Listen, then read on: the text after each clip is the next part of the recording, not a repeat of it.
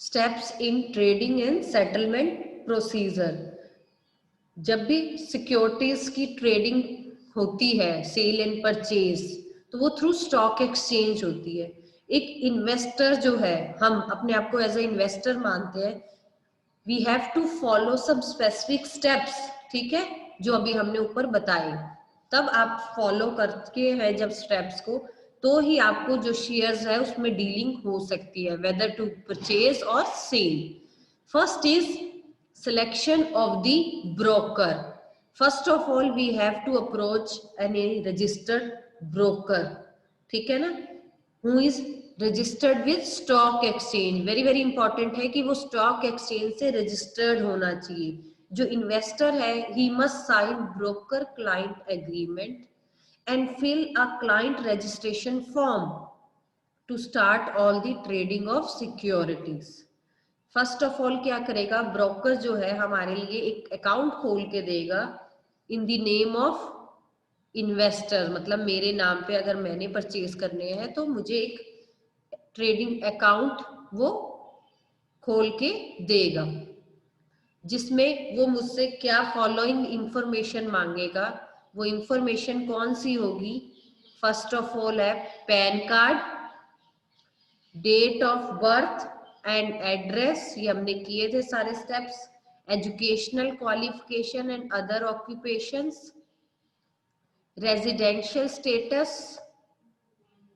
Weather I am Indian और NRI, bank account details, name of the broker with whom investor already registers, अगर हमने किसी और के साथ रजिस्टर करवा रखी है, एंड क्लाइंट कोड नंबर। एक क्लाइंट रजिस्ट्रेशन जब आप फॉर्म फिल करते हो तो उसके साथ एक कोड नंबर मिलता है, वो भी होना चाहिए।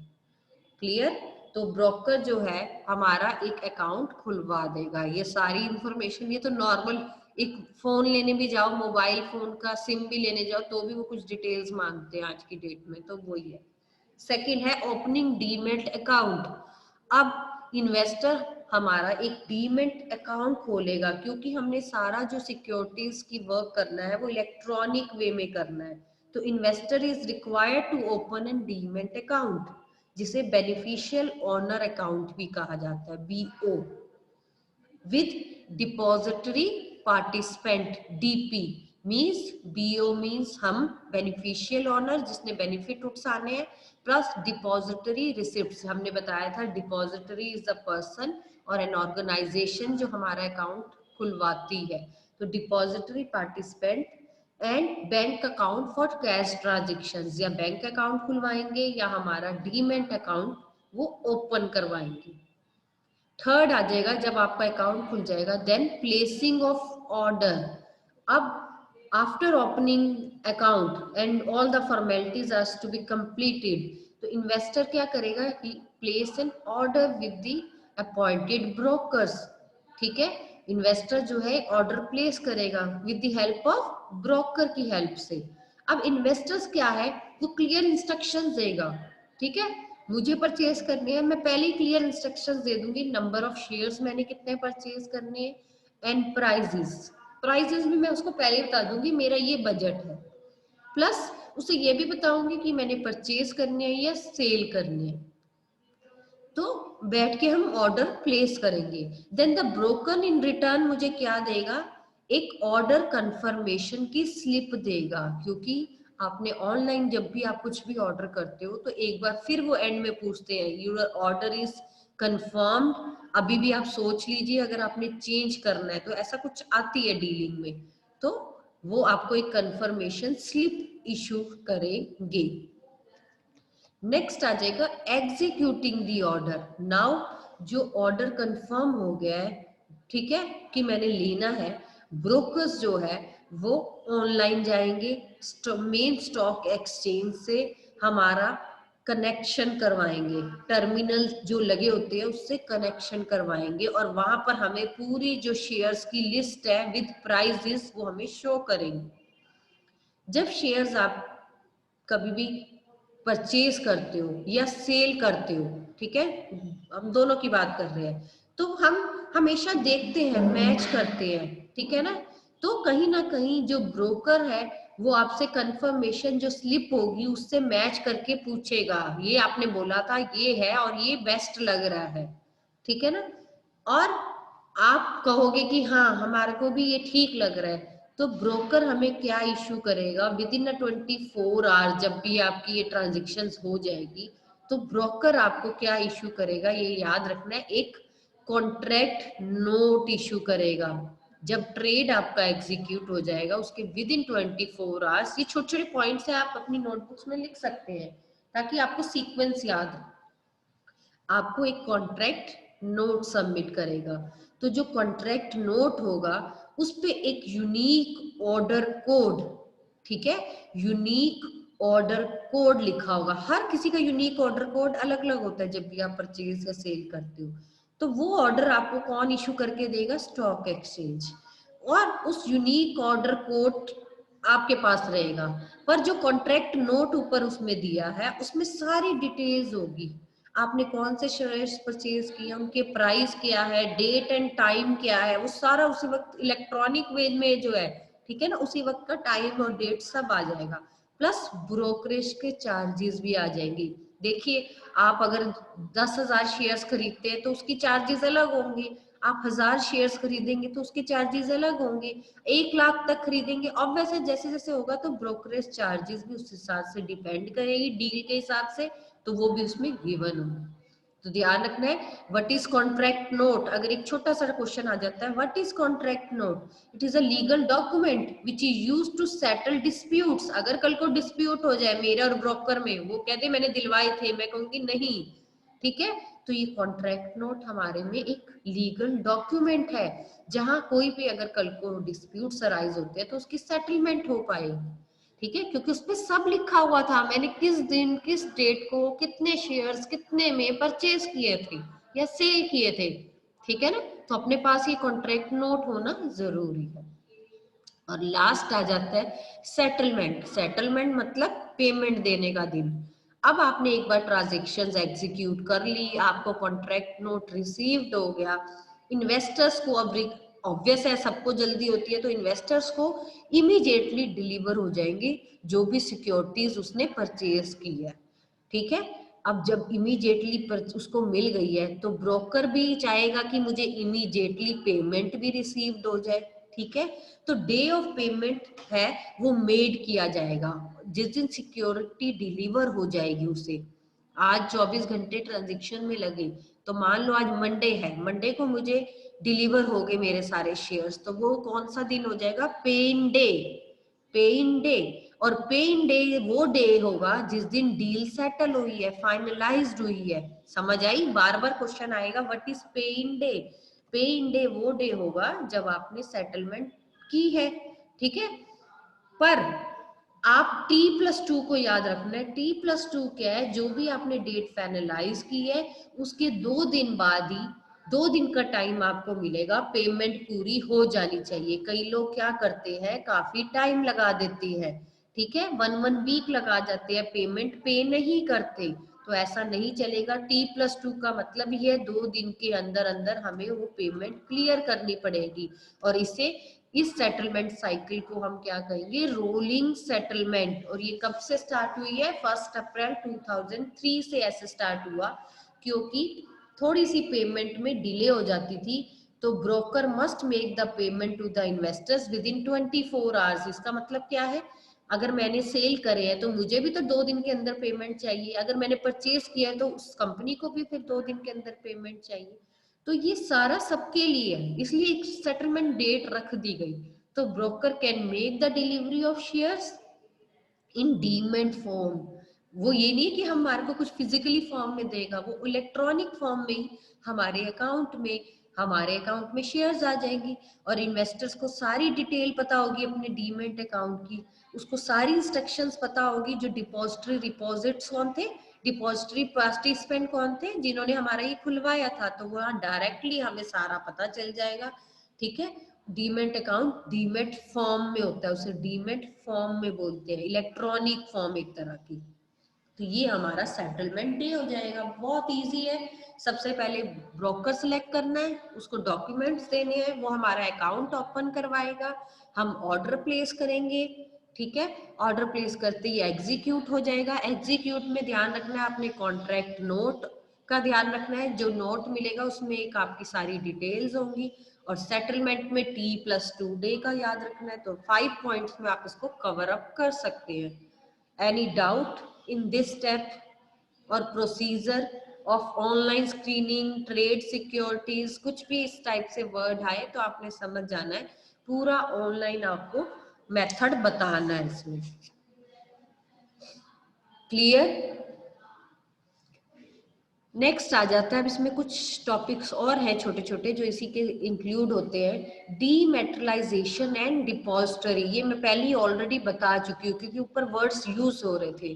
डीमेटलाइजेशन मैंने बताया था, डीमेटलाइजेशन मींस हम क्या कहेंगे, जहां ओनरशिप एंड कंट्रोल जो होगा एक तरह की, नहीं सॉरी, जहां प्रोसेस होगा, जहां हम सिक्योरिटीज इलेक्ट्रॉनिक फॉर्म में रखेंगे, उसे हम डीमेटलाइजेशन कहेंगे। Means it refers to, I think मैंने डेफिनेशन लिखवाई थी, it is a process where securities are held by the investors in physical form are cancel and investor is given electronic entry, जहां electronic form में आप जो भी आपकी book है, एक इलेक्ट्रॉनिक बुक, उसमें सारा रिकॉर्ड्स मेंटेन होंगे कि आपने कितने शेयर्स परचेज किए हैं, कितने दूसरों को ट्रांसफर किए हैं। मतलब ऑब्वियस है, आपने अगर 1000 शेयर्स खरीदे हैं, उसमें से 100 सेल कर दिए तो ठीक है, उसमें सारा रिकॉर्ड आएगा। फिर आपने 200 परचेज किए तो वो भी रिकॉर्ड आएगा, तो वो सारा चलता रहेगा। मैंने पहले ही बताया था, पहले टाइम में क्या होता था, ये बहुत ही पुराना सिस्टम होता था, आउटक्राई मेथड होता था, टाइम कंज्यूमिंग होता था पेपर वर्क करना। तो इसी को ठीक करने के लिए एक इलेक्ट्रॉनिक एंट्री सिस्टम बनाया गया, जहां डीमेट अकाउंट को ओपन करवाया गया। डीमेट अकाउंट अभी हम सारा पढ़ के आए हैं, एक ऑनलाइन अकाउंट है जो आपका बनाया जाता है। कौन बनाता है? डिपॉजिटरी पार्टिसिपेंट बनाते हैं। और डिपॉजिटरी क्या है? It is an organisation which provide electronic storage system और स्टोर फॉर इलेक्ट्रॉनिक सिक्योरिटीज, मतलब जो भी आपकी इलेक्ट्रॉनिक सिक्योरिटीज है उनको सेव करने का तरीका है। और आज की डेट में जो सेबी है उसने मैंडेटरी कर रखा है, it is compulsory to trade all the securities through computer terminals. मतलब ये इंपॉर्टेंट है आज की डेट में कि सारी सिक्योरिटी जो भी सेल परचेज होगी वो ऑनलाइन ही होगी। ठीक है ना? तो इतना क्लियर है सबको, डीमेट्रलाइजेशन या डिपॉजिटरी के बारे में कुछ भी आए।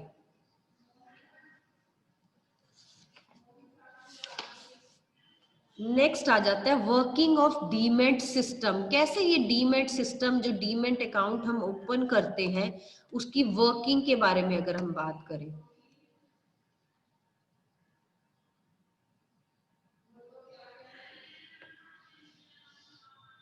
Any doubt in this topic तो आप प्लीज साथ साथ पूछ सकते हैं।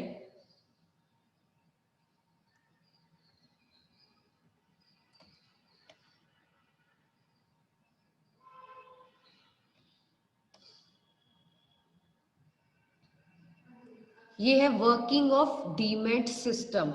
देखिए सिक्योरिटीज जो अकाउंट्स होते हैं वो सारे मेंटेन कौन करता है? इन्वेस्टर्स करता है। किसके साथ मिलके करता है? Depository participant. अभी हमने ऊपर बताया डिपॉजिटरी पार्टिसिपेंट एक टाइप ऑफ ऑर्गेनाइजेशन है जो सारी चीज इलेक्ट्रॉनिक अपने पास रखती है।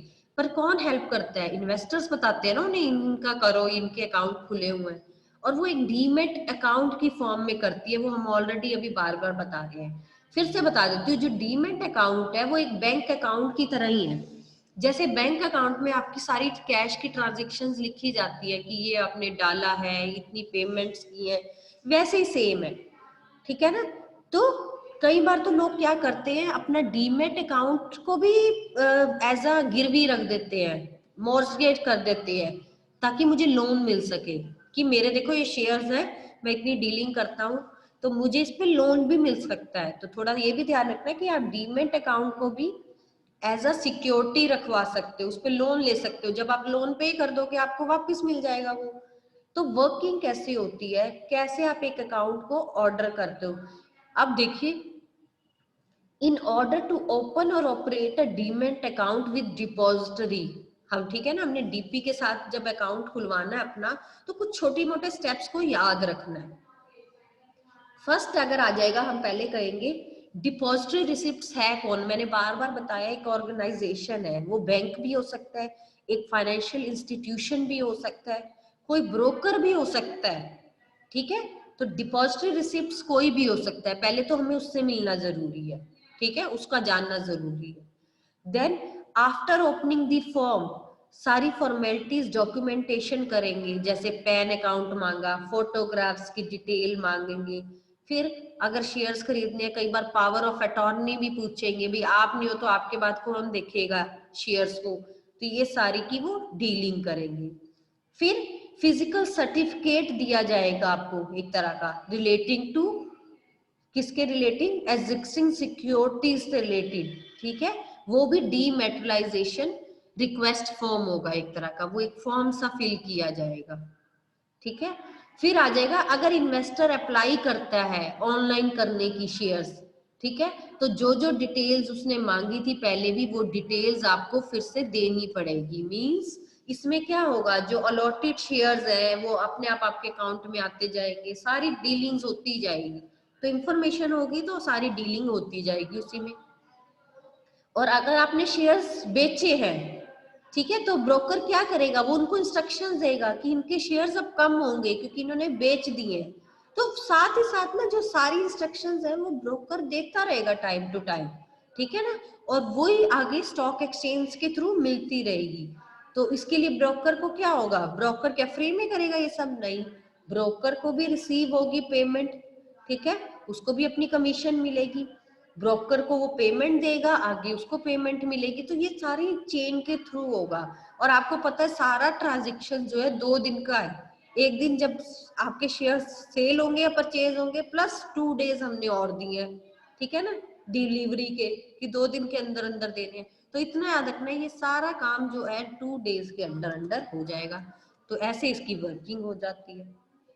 क्लियर, बहुत इजी है, मतलब इसकी वर्किंग वही सारी पॉइंट्स बताए हैं कि ये कैसे वर्क करेगा। वो अकाउंट खुलवाएंगे और उसी के थ्रू हमारा ये सारा होता जाएगा। फिर इन्होंने पूछा है डिपॉजिटरी कौन होते हैं, अभी हमने ऊपर बताया है, लेकिन इसमें आगे और डिटेल्स हमारी आती जाती है। तो डिपॉजिटरी क्या है, अगर हम बात कर रहे हैं ऊपर अपने अकाउंट की, तो डिपॉजिटरी फिर से बता देते हैं, it is like an organisation और इंस्टीट्यूशंस विच होल्ड सिक्योरिटीज, जो सिक्योरिटीज को, जैसे बैंक में एक हमारा लॉकर होता है, उसी टाइप की है ये भी, जिसमें शेयर्स, हमारे डिबेंचर्स, हमारे बॉन्ड्स, हमारे म्यूचुअल फंड्स सब इलेक्ट्रॉनिक फॉर्म में रखे जाते हैं। आपने म्यूचुअल फंड्स का भी पढ़ा हुआ है कि म्यूचुअल फंड्स अगर हम परचेज करते हैं तो वो भी इलेक्ट्रॉनिक फॉर्म में रखे जाते हैं।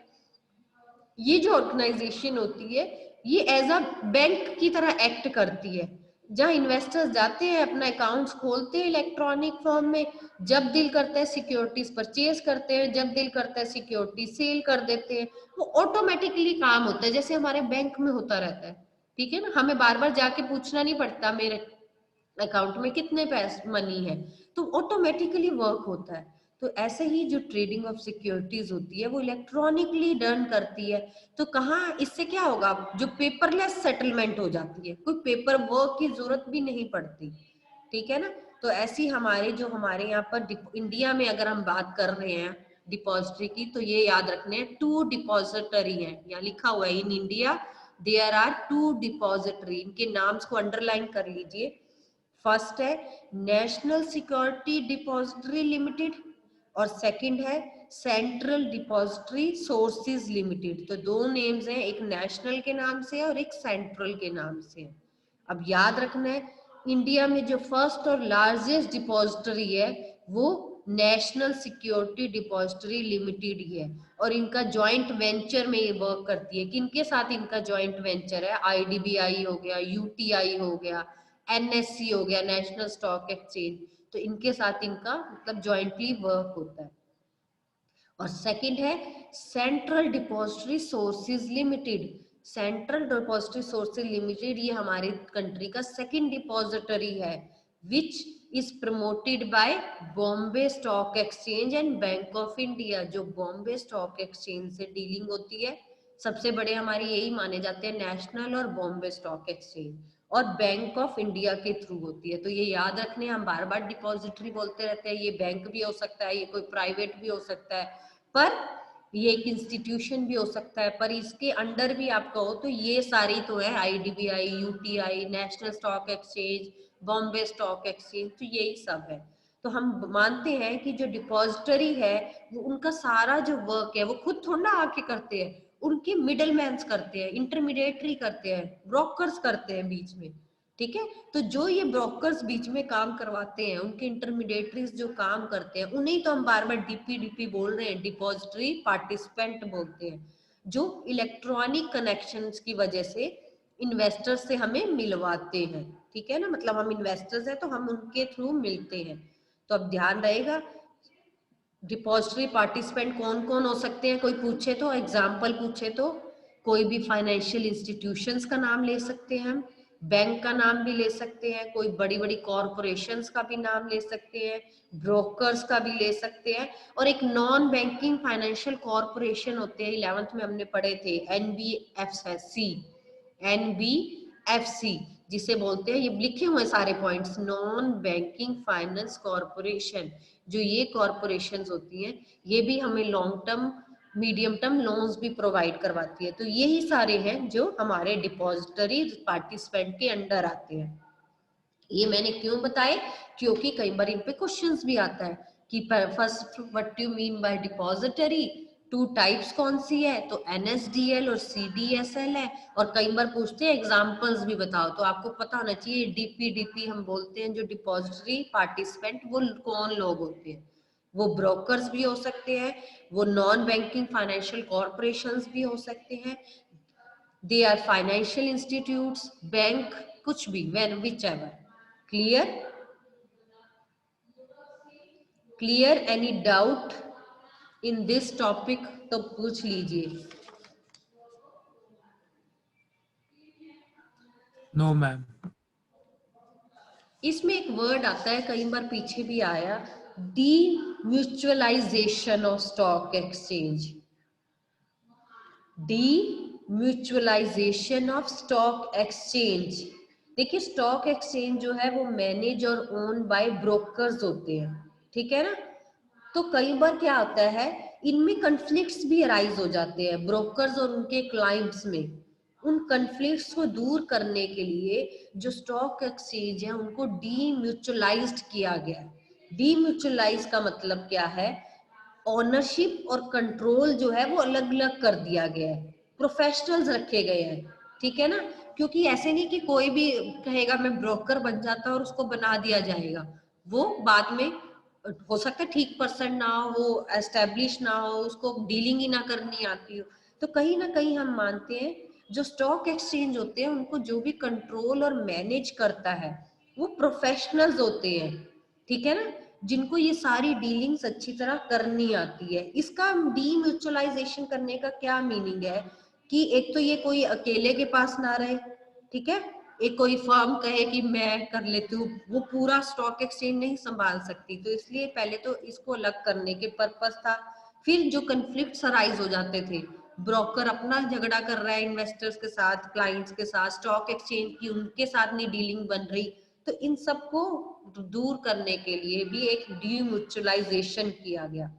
प्लस कई बार चांसेस होते हैं, जैसे मैंने अभी बताया, ब्रोकर्स होते हैं वो अपना ही बीच में पर्सनल गेन देख रहे होते हैं। मान लो उनकी ब्रोकरेज चार्जेस कुछ है और वो हमसे डबल चार्ज कर रहे हैं, तो होता था ऐसे पहले, तो इसीलिए सारा सब इलेक्ट्रॉनिक कर दिया, हमें पता चल जाएगा हमारा ब्रोकर कितनी कमीशन ले रहा है हमसे, हमें दिलवाने के पीछे। तो कहीं ना कहीं सारा कुछ इलेक्ट्रॉनिक होने से क्या हो गया, ट्रांसपेरेंसी होगी, फेयर ट्रीटमेंट हो गया, मतलब कोई ये नहीं कह सकता कि मुझे धोखा मिला, वो डिपेंड करता है आपके शेयर्स कैसे गए, ठीक है ना। तो जितनी भी स्टॉक एक्सचेंज की ट्रेडिंग होती है, हमने अभी बता ही रहे थे, सिस्टम के थ्रू ही होती है, ठीक है ना। पहले क्या होता था, पहले तो कैश बेसिस पे होती थी, जिसे बडला सिस्टम भी कहते थे, अगर सुना होगा, बडला सिस्टम होता था। इसमें क्या होता था, पैसे लेके हम खड़े रहते थे बैग भर के, पहले लोग कि डीलिंग करवाओ हम आपको पैसा देंगे, उस टाइप की होती थी। पर आजकल ये सारा सिस्टम खत्म हो गया है। आजकल शेयर सर्टिफिकेट्स मिलते हैं कि इस पर्सन ने इतने बजे इतने इस टाइम पे इस मंथ में हमसे शेयर्स परचेज करे थे, 1000 शेयर्स मान लो परचेज किए थे, तो वो सारा शेयर सर्टिफिकेट की फॉर्म में होगा, ठीक है ना, ताकि पेमेंट लेने और देने के वक्त हमारी पूरी मतलब ट्रांसपेरेंसी है, कुछ गड़बड़ी ना हो पाए। क्लियर? तो ये थोड़ी सी चीजें, छोटी छोटी चीजों का आपको पता होना चाहिए।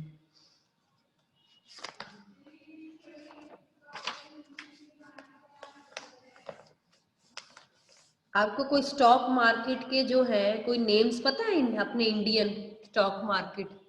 न्यूज में काफी नीचे आते रहते हैं, किसी के पता है किसी को कोई इंडियन स्टॉक मार्केट के नेम बताओ? निफ्टी, ये वर्ड सुना? निफ्टी, सेंसस, निफ्टी, सेंसस, ये नाम होंगे, है ना, सुने होंगे। तो ये स्टॉक मार्केट के नाम होते हैं, तो पता होने चाहिए, एक दो नेम्स आपको नाम याद में होने चाहिए, ठीक है ना। फिर आ जाता है 2 types of depository in India, बताइए। अभी हमने पढ़ा CDSL, NSDL, national security depository limited. दूसरा हमने स्टडी किया सेंट्रल डिपॉजिटरी सोर्सेज लिमिटेड।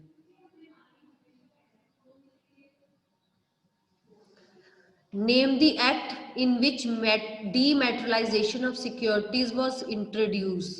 कौन सा एक्ट था? ये डिपॉजिटरी एक्ट था, लिख लीजिए 1996 में हुआ था ये, जहां सारा डीमैट फॉर्म में किया गया ना, ऑनलाइन किया गया 1996 में। अब इसमें देखिए शॉर्ट क्वेश्चन बहुत से बनते हैं, what is dematerialisation, what is depository participant, ठीक है, ऐसे टाइप के क्वेश्चंस आ सकते हैं। Name the account in which depository store electronics form में, वो क्या है? Demat account. जब भी अकाउंट पूछेंगे तो वो डीमेट अकाउंट खोला जाता है। हु आर डिपॉजिटरी पार्टिसिपेंट, उनके रोल क्या है, ठीक है ना।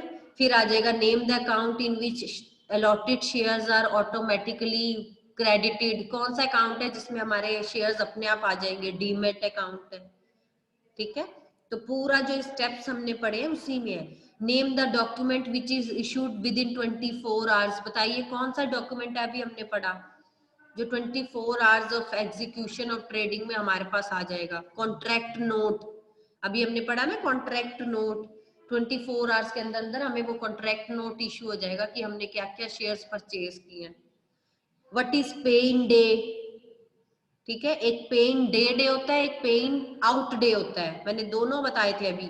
इन डे होता है जिस दिन सिक्योरिटीज आपके हाथ में आ गई हैं, और आउट डे होता है वो T+2 वाला दिन, ठीक है ना। जिस दिन सिक्योरिटीज आपको मिल गई वो इन डे हो गया, पे इन डे, और 2 दिन बाद जैसी सारी सेटलमेंट कंप्लीट हो गई, आपने पैसे दे दिए, वो पे आउट डे बन जाता है। क्लियर? अभी तक जो आज हमने टॉपिक किया उससे रिलेटेड क्वेश्चंस आपको बताए। इसमें एक आता है name the traditional way of trading of securities, outcry system, मैंने बताया था ना पहले, आउटक्राई या ऑक्शन सिस्टम होता था। ओल्ड, उन्होंने पूछा ट्रेडिशनल और ओल्ड मेथड बताइए, तो आउटक्राई या ऑक्शन मेथड होता था, लोग बाहर चीख के बोलते थे, ठीक है ना, शेयर्स परचेज कर लीजिए।